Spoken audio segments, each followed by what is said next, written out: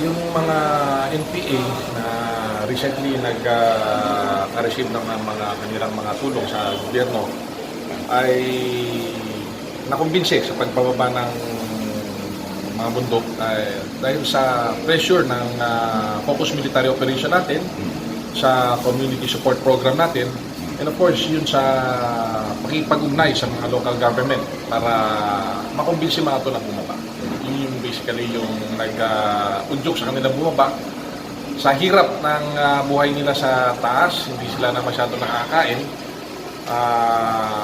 Yung armas nila ay luma na, mga bala ay wala na silang mabilhan. Tapos, yun nga, pag sila ay gumagalaw, nakikita nila na wala naman ng gulo. Ika nga, yung local good governance ng Davao del Sur ay talagang nakikita sa bayan natin.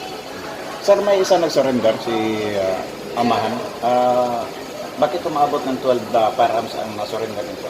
Si Ricardo Dayaday ay dating Deputy Secretary ng Guerrilla Front 51. Siya yung pangalawa pangatlo sa pinakamataas na posisyon, ang taas ng kilusan.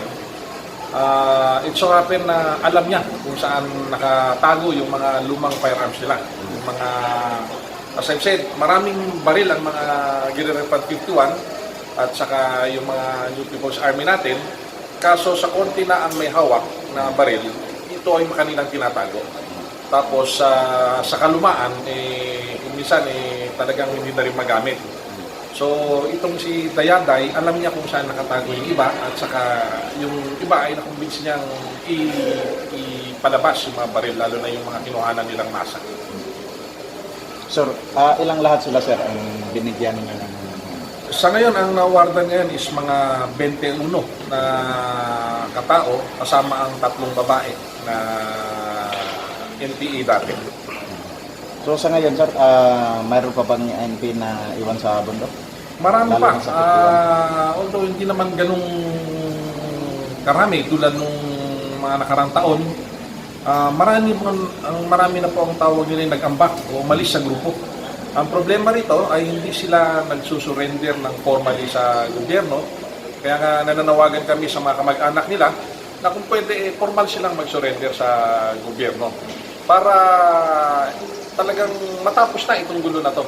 Ang karamihan kasi, itong mga nag-aambak na to, hindi sila kumukuha ng baril. Hindi nila inuwi yung baril nila dahil sa takot nilang balikan sila ng yung teroristang tulisan ng New People's Army.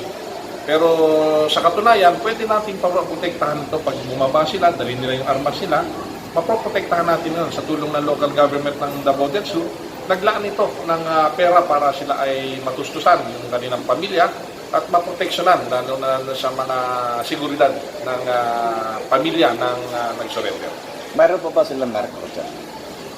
Sa ngayon, medyo mahirapan silang mag-recruit. Ang nare-recruit lang nila ay yung mga hindi nakakabalita sa paligid natin, lalo na yung mga kagandahang trabaho ng gobyerno natin. Ito yung mga nasa sulok-sulok ng lugar ng Davao del Sur o yung tinatawag na geographically isolated and disadvantageous areas. Ito ay kalamitan ay lugar ng mga indigents, mga tribo. So dito, hindi nila nararamdaman pa yung presensya ng gobyerno, pero pilit natin silang nire-reach out para hindi na sila malinlang ng ideolohiya ng komunistang terorista. Sir, may number ba kayo sa Front 51 at saka Front 72? Sa Front 51, ito po ay nalusaw na para tawagin mong front, dapat nag-numero yung mga 50 pataas. Sa ngayon, nasa 10 na lang sila, yung Front 51. Ito ay nalusaw at isinama sa Front 72. Ang Front 72 is nasa 23, so around 30 katao na armado. Karamihan dito nga ay mga tribo. No? Yung mga kadre rito ay may mga kaso sa gobyerno. Kaya sila ay tumatakbo, nagtatago. Ngayon, nadadamay ngayon itong mga tribo na walang kaalam-alam sa mga atraso nila. Sa kanilang deception o paglilin lang sa adhikain ng teroristang komunista, ito ay nahikayat nilang pumasok. Pero sa pagmamasid natin, ating napag-alaman kung saan nila kinukuha yung mga finances nila, kaya ito ay napuputol. Ang panawagan ko ay yung mga kamag-anak, actually, yung mga NPA mismo, hindi po nila naririnig itong panawagan natin, hindi po nila napapanood dahil sila ay pinagbabawal. Pinagbabawal nila, wala pong mga cellphone, lalo na yung mga elemento ng teroristang komunista. Wala po silang cellphone, hindi po sila na masyado nakikinig ng radyo. Kung makikinig man lang sila ng radyo ay yung mga pabor lang sa kanila. Kaya ang aking pinanawagan ay mga kababayan natin, ang kanilang mga kamag-anak, na ipaabot sa kanila na mayroong ECLIP program, yung Enhanced Comprehensive Local Integration Program.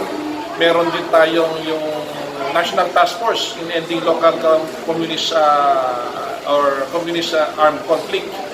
Ito sana ay matugunan ng pansin ng ating mga kababayan para matapos na itong 5 dekadang sigalot o 5 dekadang paglililang ng teroristang komunista.